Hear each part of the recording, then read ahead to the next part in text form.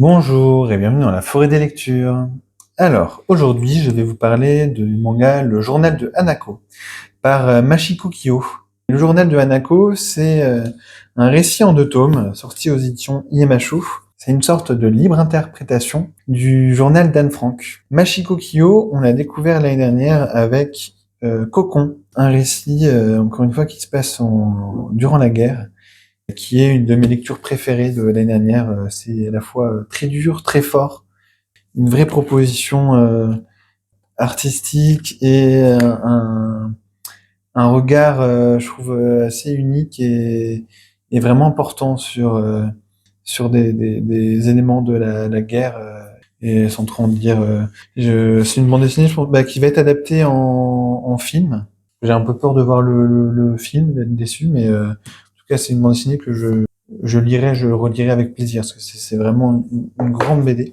Et du coup, j'avais des grandes attentes sur le journal de Hanako. J'ai adoré le tome 1. Et du coup, Machiko Kyo, j'avais lu dans un tome, il me semble, une interview de l'autrice, qui disait qu'en fait, un triptyque sur la guerre qui lui a été aussi commandé par son éditeur. Cocon est le début, le journal de Hanako est la seconde œuvre, et il y a une troisième œuvre qui, je pense, sortira dans les temps prochains aux éditions IMHO. Le journal de Hanako, du coup, j'ai attendu que le deuxième tome sorte pour lire un peu les deux de manière rapprochée. Et le premier tome a mis une claque. J'avais déjà beaucoup d'attentes, mais j'ai trouvé le tome vraiment très fort. En fait, on est dans la Seconde Guerre mondiale. Ça parle pas de nazis ou de juifs, mais ça parle d'occidentaux, d'orientaux. Et je pense pour à la fois pas non plus faire des trop gros parallèles et en même temps pour universaliser le propos.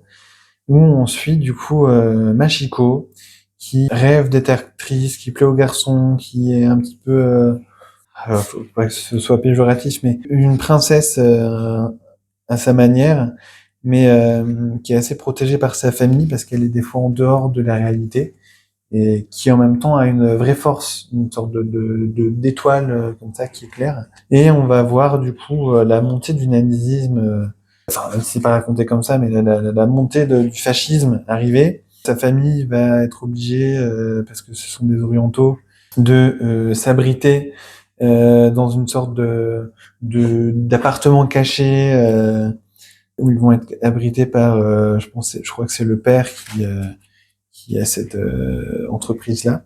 Et on va voir du coup leur vie coincée dans un appartement. Ils doivent pas faire de bruit avec toutes ces histoires de frères et sœurs, d'adolescence en même temps, de rêves mêlés à un monde extérieur qui brise sous ces rêves-là et de violence autour qui se rapproche, qui se rapproche, qui se rapproche. Et j'ai trouvé toute cette partie virtuose et totalement dingue parce qu'en plus il y a alors moi j'adore le dessin, je le trouve vraiment très beau, très fort, même si parfois sur certaines cases il ne facilite pas la lisibilité avec quelques personnages dont j'ai parfois eu un peu du mal à reconnaître. Il y a une vraie poésie qui se dégage des planches et qui mélange vraiment avec force la violence de la guerre et un peu cette candeur du personnage principal. Et en même temps, dans le récit, il va y avoir ponctuellement ces deux personnages-là qui sont bloqués dans une boîte et qui semblent s'apprécier tout en ne se comprenant pas forcément toujours, même si ça semble pas être un problème pour eux. Ces deux personnages-là, ce sont Hanako et un personnage qui ressemble beaucoup à Hitler, arrivé, ne pas pouvoir faire ses études d'art, petit à petit entrant arrivant à faire que son parti monte au pouvoir.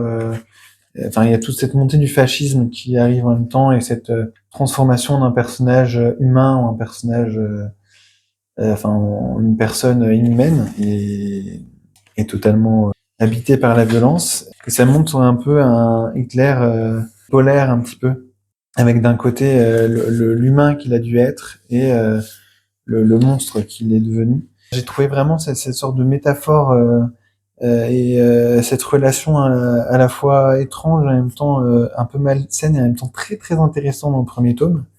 Et parce qu'il y a beaucoup de métaphores, beaucoup de choses qui sont amenées dans chacune des scènes, et j'ai un peu moins compris dans le deuxième tome. Parce que dans le deuxième tome, on est à Auschwitz-Birkenau, le plus grand camp de concentration qui existait à cette époque-là. Et c'est à la fois forcément horrible ce qui se passe.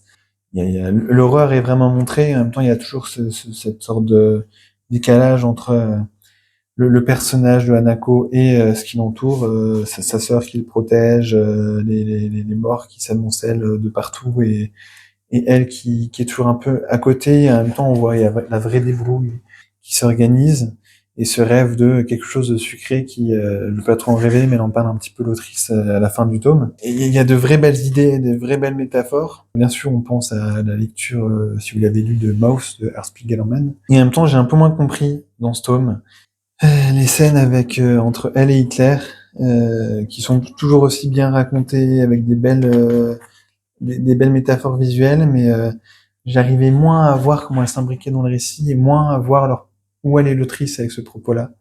Autant dans le premier tome, je trouvais que c'était clair, et là, c'est comme si je suis passé à côté de quelques éléments, et voilà, ça me turlupinait. On revenait dans l'aspect réaliste des camps, et je me dis, mais mince, j'ai loupé la scène d'avant. Du coup, je sais pas si c'est moi qui suis passé un petit peu à côté de quelque chose, ou si il y a quelque chose dans les scènes du tome 2 qui m'ont un peu réfréné. Toujours est-il que ça reste quand même une grande bande dessinée, un grand manga qui m'a un petit peu décondensé sur le tome 2, mais qui est dans l'ensemble quand même vraiment très fort, et qui, je sais pas du coup si vaut mieux avoir lu le journal de Anne Frank, ou d'Anne Frank, pardon, ou pas, pour avoir lu le journal de Hanako. Mais en tout cas, c'est vraiment la continuité d'une grande découverte qui est Machiko Kyo, et qui a vraiment un style bien à elle, très fort, vraiment des vraies choses à dire, et ouais, c'est vraiment très bien, quoi. J'espère que ça vous aura plu, et au revoir et à bientôt. Merci.